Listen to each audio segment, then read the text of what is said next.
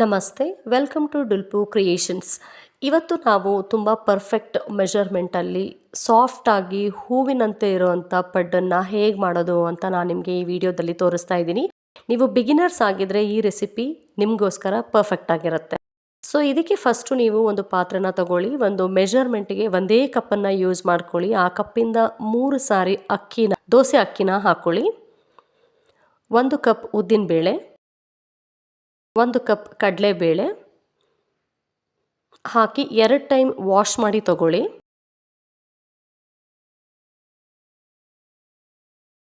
ಈಗ ನಿಮಗೆ ರಿಕ್ವೈರ್ಡ್ ವಾಟರ್ನ ನೀವು ಅದಕ್ಕೆ ಹಾಕ್ಕೊಳ್ಳಿ. 1 ಟೇಬಲ್ ಸ್ಪೂನ್ ಮೆಂತ್ಯ ಕಾಳನ್ನು ಹಾಕಿಬಿಟ್ಟು ಮಿನಿಮಮ್ 5 to 7 ಅವರ್ಸ್ ನೀವು ಇದನ್ನು ನೆನೆಯೋದಕ್ಕೆ ಬಿಟ್ಬಿಡಿ. ಇದಾದ ನಂತರ ನೀವು ರುಬ್ಬುವಾಗ ಅದೇ ಕಪ್ ಮೆಷರ್ಮೆಂಟಿಂದ 4 ಕಪ್ ಚುರುಮರಿ ಅಥವಾ ಮಂಡಕ್ಕಿನ ನೀವು ತಗೊಳ್ಬೇಕು. ಅದಕ್ಕೆ ನೀರನ್ನು ಹಾಕಿ ನೆನೆಯೋದಕ್ಕೆ ಬಿಟ್ಬಿಡಿ. ಒಂದು 5 ನಿಮಿಷ ನೀವು ಬಿಟ್ಟರು ಸಾಕು, ಅದು ನೆಂದು ಹೋಗುತ್ತೆ. ಸೊ ಇಷ್ಟು ನೆಂದ ನಂತರ ನೀವು ಅದರಲ್ಲಿ ಇರುವಂಥ ನೀರಿನ ಅಂಶನ ಹಿಂಡ್ಬಿಟ್ಟು ನೀವು ಮಿಕ್ಸಿ ಜಾರ್ಗೆ ಹಾಕ್ಕೊಳ್ಬೇಕು. ನೀವಿಲ್ಲಿ ಚುರುಮರಿ ಬದಲಾಗಿ ಅವಲಕ್ಕಿ, ದಪ್ಪ ಅವಲಕ್ಕಿ ಕೂಡ ನೀವು ತಗೊಳ್ಬೋದು. ದಪ್ಪ ಅವಲಕ್ಕಿ ಆದರೆ 1 ಕಪ್ಪನ್ನು ಹಾಕ್ಕೊಳ್ಳಿ. ತೆಳ್ಳನ್ ಪೇಪರ್ ಅವಲಕ್ಕಿ ಆದರೆ ನೀವು 2 ಕಪ್ಪನ್ನು ತಗೊಳ್ಳಿ. ಸೊ ಇವಾಗ ನಾವು ನೆನೆಸಿಟ್ಕೊಂಡಿರೋಂಥ ಅಕ್ಕಿ ಬೇಳೆನ ಅದಕ್ಕೆ ಹಾಕೊಂಡ್ಬಿಟ್ಟು ಈ ಕನ್ಸಿಸ್ಟೆನ್ಸಿನಲ್ಲಿ ನಾವು ಮಿಕ್ಸಿ ಮಾಡ್ಕೊಳ್ಬೇಕು. ದಯವಿಟ್ಟು ನೋಟ್ ಮಾಡ್ಕೊಳ್ಳಿ, ಪಡ್ಡು ಮಾಡಬೇಕಾದ್ರೆ ಹಿಟ್ಟು ಸ್ವಲ್ಪ ಗಟ್ಟಿಯಾಗೇ ಇರಬೇಕು. ದೋಸೆ ಅದಕ್ಕೆ ರುಬ್ಬೇಡಿ, ತುಂಬ ತೆಳ್ಳಗಾಗಬಾರ್ದು. ಸೊ ಇವಾಗ ನಾನು ಎಲ್ಲ ಹಿಟ್ಟನ್ನು ರುಬ್ಕೊಂಡಿದ್ದೀನಿ. ಸೊ ನಮಗೆ ಈ ಕನ್ಸಿಸ್ಟೆನ್ಸಿನಲ್ಲಿ ಹಿಟ್ಟು ಬಂದಿದೆ. ಇದನ್ನು ಒಂದ್ಸಲಿ ಕಂಪ್ಲೀಟಾಗಿ ನೀಟಾಗಿ ಮಿಕ್ಸ್ ಮಾಡಿಬಿಟ್ಟು ಅದನ್ನು ಚೆನ್ನಾಗಿ ಮಿಕ್ಸ್ ಮಾಡಿದ ನಂತರ ಇದನ್ನು ನೀವು ಲಿಡ್ ಮುಚ್ಚಿಬಿಟ್ಟು 7 to 8 ಅವರ್ಸ್ ಈ ಹಿಟ್ಟನ್ನ ಫರ್ಮೆಂಟ್ ಆಗೋದಕ್ಕೆ ಬಿಡಿ. ಆದಷ್ಟು ಪಾತ್ರೆ ಸ್ವಲ್ಪ ದೊಡ್ಡದಾಗೆ ತಗೊಳ್ಳಿ, ಯಾಕೆಂದರೆ ಹಿಟ್ಟು ಫರ್ಮೆಂಟ್ ಆದ ನಂತರ ಸ್ವಲ್ಪ ಉಬ್ಬಿ ದಪ್ಪ ಆಗುತ್ತೆ. ಸೊ ಇವಾಗ ಇದು 7 to 8 ಅವರ್ಸ್ ಆಗಿದೆ. ಸೊ ನೀವು ನೋಡ್ಬೋದು ಎಷ್ಟು ಚೆನ್ನಾಗಿ ಫರ್ಮೆಂಟ್ ಆಗಿದೆ ಅಂತ. ನಮಗೆ ಈ ಲೆವೆಲ್ಲಿಗೆ ಫರ್ಮೆಂಟೇಷನ್ ಇದ್ದರೆ ಸಾಕು ಪಡ್ಡನ್ನು ಮಾಡೋದಕ್ಕೆ. ಸೊ ಇನ್ನೂ ಒಂದ್ಸಲಿ ನೀಟಾಗಿ ಆ ಬ್ಯಾಟರ್ನ ಬೀಟ್ ಮಾಡಬೇಕು. ತುಂಬ ಚೆನ್ನಾಗಿ ನೀವು ಅದನ್ನು ಕಲಿಸಿದಷ್ಟು ನಿಮಗೆ ಹಿಟ್ಟು ಚೆನ್ನಾಗಿ ಉಬ್ಬಿ ಬರುತ್ತೆ. ಈಗ ನಾನು ಪಡ್ಡಿಗೆ ಒಂದು ಸ್ಪೆಷಲ್ ರೆಸಿಪಿನ ಆ್ಯಡ್ ಮಾಡ್ತಾ ಇದ್ದೀನಿ. ಅದು ಬಂದು ಫಸ್ಟು ನೀವು ಒಂದು ತವಾನ ಅಥವಾ ಫ್ರೈಯಿಂಗ್ ಪ್ಯಾನ್ನ ಬಿಸಿಗಿಟ್ಕೊಳ್ಳಿ. ಸ್ವಲ್ಪ ಎಣ್ಣೆ ಅಂದರೆ 1 ಟೇಬಲ್ ಸ್ಪೂನ್ ಎಣ್ಣೆನ ಹಾಕಿಬಿಟ್ಟು 1/4 ಸ್ಪೂನ್ ಜೀರಿಗೆ, ಅರ್ಧ ಸ್ಪೂನ್ ಕಡಲೆಬೇಳೆನ ಹಾಕ್ಕೊಂಡು ಸ್ವಲ್ಪ ಫ್ರೈ ಮಾಡ್ಕೊಳ್ಳಿ. ನಾನಿಲ್ಲಿ ಚಾಪರ್ನ ಬಳಸ್ಕೊಂಡು ಈರುಳ್ಳಿ ಮತ್ತು ಮೆಣಸಿನ್ಕಾಯಿನ ತುಂಬ ಚಿಕ್ಕದಾಗಿ ಚಾಪ್ ಮಾಡಿ ಇಟ್ಕೊಂಡಿದ್ದೀನಿ. ಅದನ್ನು ಹಾಕ್ಬಿಟ್ಟು ಸ್ವಲ್ಪ ರೋಸ್ಟ್ ಮಾಡ್ಕೊಳ್ಳಿ, ಅಂದರೆ ಹಸಿ ವಾಸನೆ ಹೋಗೋವಷ್ಟು ಮಾತ್ರ. ಗೋಲ್ಡನ್ ಫ್ರೈ ಬರೋವರೆಗೂ ಏನು ಫ್ರೈ ಮಾಡಬೇಕು ಅಂತೇನಿಲ್ಲ.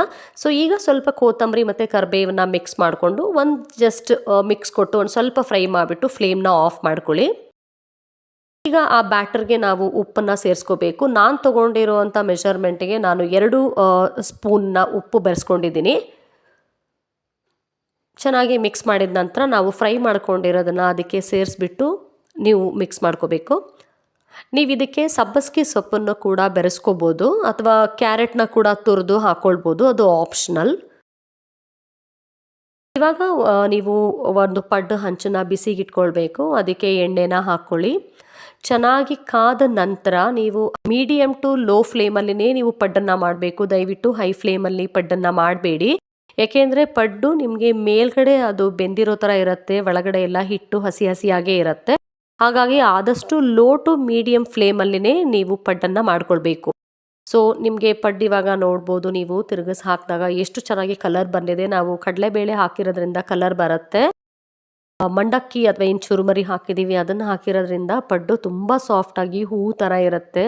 ನೀವು ಬೆಳಗ್ಗೆ ಮಾಡಿಕೊಂಡು ಮಧ್ಯಾಹ್ನ ಇಟ್ಕೊಂಡು ತಿಂದ್ರೂ ಕೂಡ ಪಡ್ಡು ಅದೇ ಥರ ಮೆತ್ತಗೆ ಇರುತ್ತೆ. ನೀವು ಲಂಚ್ ಬಾಕ್ಸ್ಗೂ ಕೂಡ ತೊಗೊಂಡು ಹೋಗ್ಬೋದು.